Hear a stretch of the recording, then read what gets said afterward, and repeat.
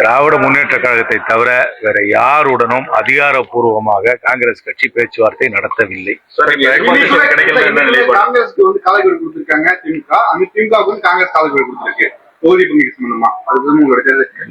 சிவபெருமான் என்ன நினைக்கிறாரு அது நடக்கும். இப்ப தாவேக்கு குறைத்து மதிப்பிட முடியாதுன்னு கிறிஸ்தவர்கள் சொல்லியிருக்காரு. அதை பத்தி நானும் அதை முன்னாடியே சொல்லியிருக்கேனே. அவங்களுக்கு வந்து ஒரு பிரபலமான நடிகர், அவருக்கென்று ஒரு ரசிகர் கூட்டம் இருக்கு. அந்த ரசிகர் கூட்டமே ஒரு ஆதரவு கூட்டமாக மாறலாம். அந்த ஆதரவு கூட்டம் ஒரு வாக்கு வங்கியாக மாறலாம். ஆனால் அந்த வாக்கே வந்து சீட்டா மாறுமான்னு என்ன கேட்டீங்கன்னா ஒரு கேள்விக்குறி தான் சொல்லுவேன். தொகுதி பங்கீடு சம்பந்தமா வந்து காங்கிரஸ் எந்த அளவுக்கு கேட்கறது, 25 சீட்டுக்கு அதை வந்து நான் வந்து குழுவில் இல்லை, அதை வந்து இங்க வந்து பேச முடியாது. யார் அதிகாரப்பூர்வமா அங்க செல்கிறார்களோ அவர்கள் வந்து அங்க திராவிட முன்னேற்ற கழக தலைமையுடன் பேச்சுவார்த்தை. அதுதான் எங்களுடைய நம்பிக்கை. தொகுதி பங்கீடு உடன்பாடு இல்லைன்னாக்கா என்ன உங்களுடைய நிலைப்பாடு? அதுக்கப்புறம் பார்ப்போம்.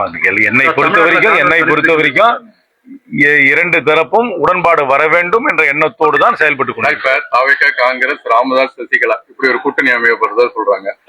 அதெல்லாம் எனக்கு தெரியாது. நாங்க வந்து இந்தியா கூட்டணியில தான் இருக்கிறோம். இந்தியா கூட்டணி வலுவாக இருக்க வேண்டும் என்று விரும்புகிறோம். என்னை பொறுத்த வரைக்கும் இந்தியா கூட்டணி தான் வெற்றிகரமான கூட்டணி.